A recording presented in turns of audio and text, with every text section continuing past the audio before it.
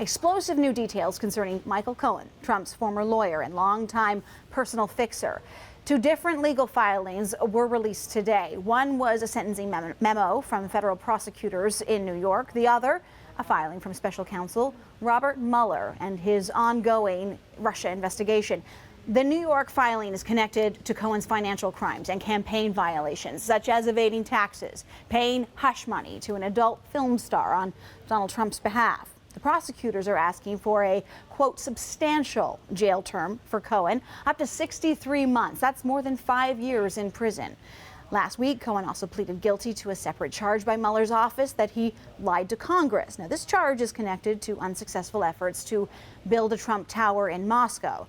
The development deal could have brought the Trump Organization hundreds of millions of dollars from Russian sources. Robert Mueller did not take a position on what sentence Cohen should receive for lying to Congress, but he said in his memo that Cohen has made substantial efforts to help the special counsel's ongoing criminal investigations, including information about Russians attempting to reach the Trump campaign as early as 2015.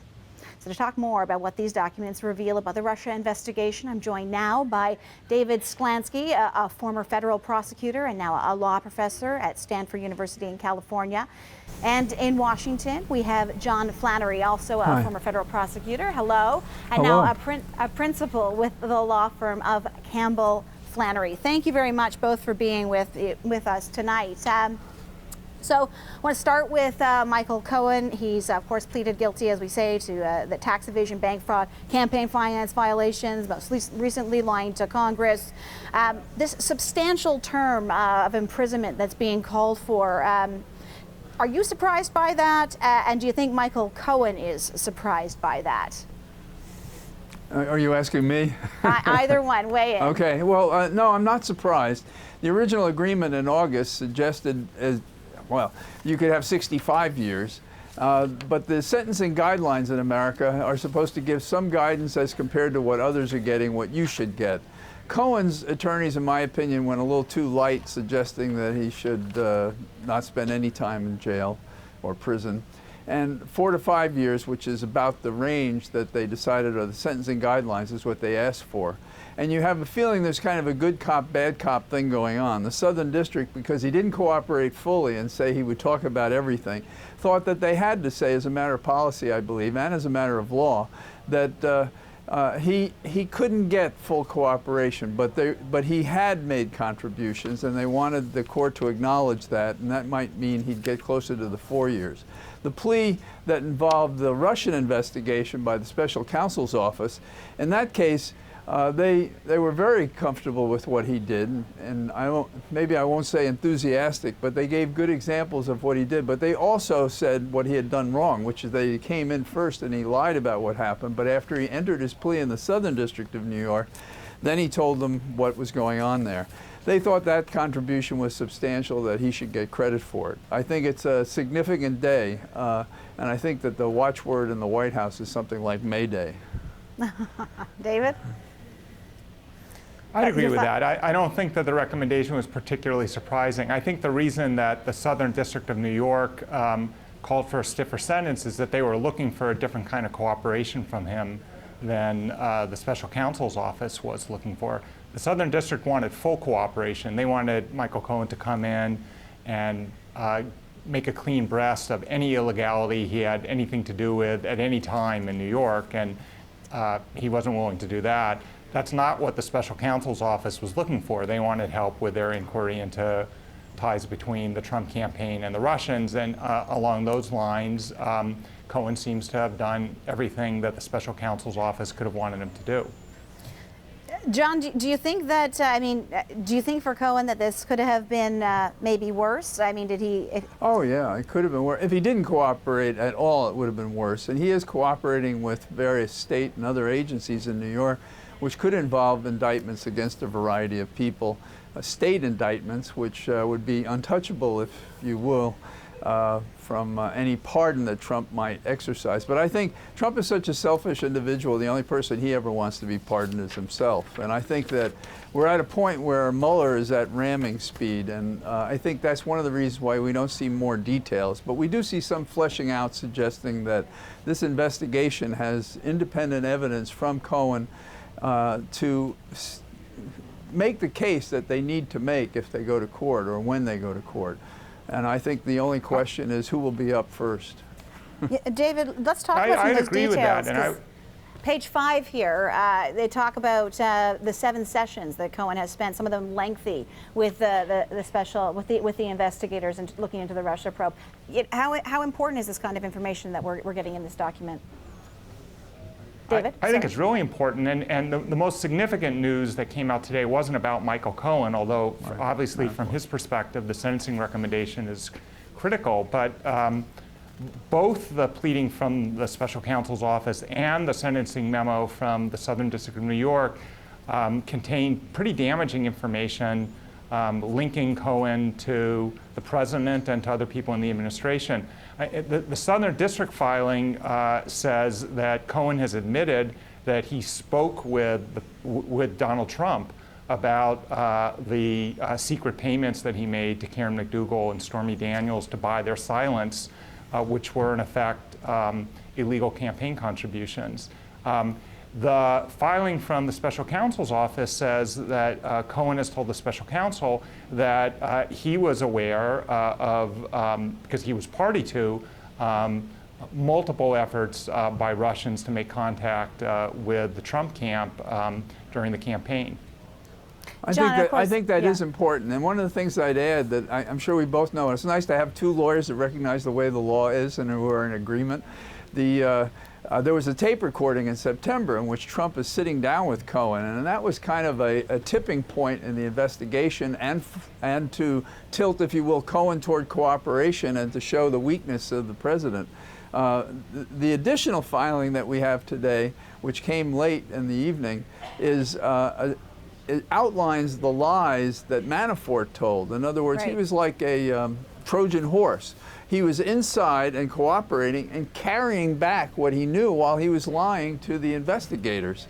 That's pretty amazing and quite unprecedented. And we've seen lawyers in past investigations that end up either being the good lawyers or the bad lawyers, and we already have a couple of failures in regard to the bad lawyers. And what's going on here is pretty damaging stuff.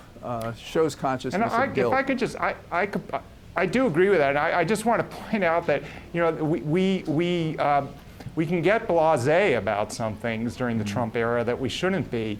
I think in any previous administration, even if there was nothing in these filings that directly implicated the president, just the fact that these are the kinds of people that he associated with him, himself with, that his close personal lawyer and the head of his campaign are people who have lied and lied repeatedly to private individuals, to banks, and to Congress, and to investigators from the executive branch of the federal government.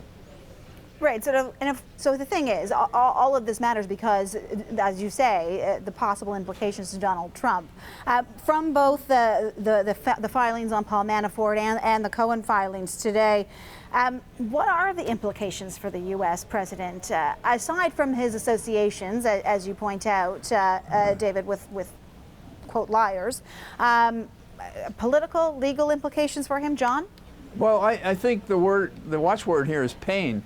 In 2015, there was kind of a Matahari from Russia, Butina, B-U-T-I-N-A, who asked a question of Trump in 2015, which was, could you get along with Russia? And the thing he said was that he was concerned, we don't need these sanctions. And why didn't he want them? Because he wanted to build the Trump Tower in Moscow, they call it the Trump Project, and the bank, which had sanctions, couldn't do that deal. So what I didn't appreciate until recently was that he profited from the sanctions being lifted as well as Putin.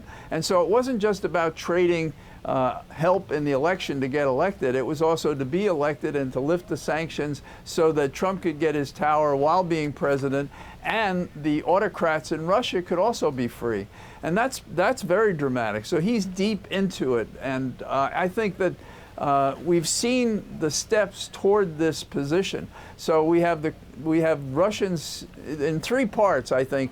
The special prosecutors put together 2 indictments of the 3. 1, they put in place the machinery to do all the stealing of government documents. 2, they then put together the machinery to dispose of it and to send it out there through WikiLeaks and other ways. And the third part is the one that we're waiting for, and that's going to tie the Russians to the Americans in the campaign of Mr. Trump for presidency, and it looks like him as well. And that is exciting because finally the republic might be restored. David? I think it's very damaging for the president, and it's not clear what the political costs will be for him, but he's clearly very worried about it. You know, trial lawyers have an expression: when the facts are against you, talk about the law; when the law is against you, talk about the facts; and when the facts and the law are against you, pound the table. Well, Trump kind of has changed that to just pound the table all the time. But even by Trumpian standards, the tweet storm in advance of these pleadings, I think, indicated that he was quite concerned, that he feels that he needs to discredit the Mueller investigation. There's no legitimate basis on which to discredit it, so he's pounding the table. So today, a very busy day in terms of this Russia investigation. We had the Cohen filings, Manafort submissions, George Papadopoulos released from his 2-week sentence in prison. Very quickly from both of you, what are you looking for next here? John, let's start with you. Well, I think what we're looking for is a combination of indictments and maybe a report. One of the biggest debates that we have about Mr. Trump is whether or not he can be indicted. I believe that he can be constitutionally and otherwise. I believe that the constitutional remedies separately provide for impeachment to remove one for office and prosecution to prosecute him for a crime. The one example that we have of this is Vice President Agnew during the Nixon administration. He was prosecuted while vice president, and his lawyer argued very strongly that he couldn't be indicted unless he'd been impeached, and the court decided otherwise. The adverse opinions come from the Justice Department, but in the Whitewater investigation involving Mr. Clinton, there was an opinion that Clinton could be indicted, and in addition, they thought it was stronger if the conduct happened not while they were in the presidency, but while they were, quote, a citizen or running for office. David, what are you expecting to see next?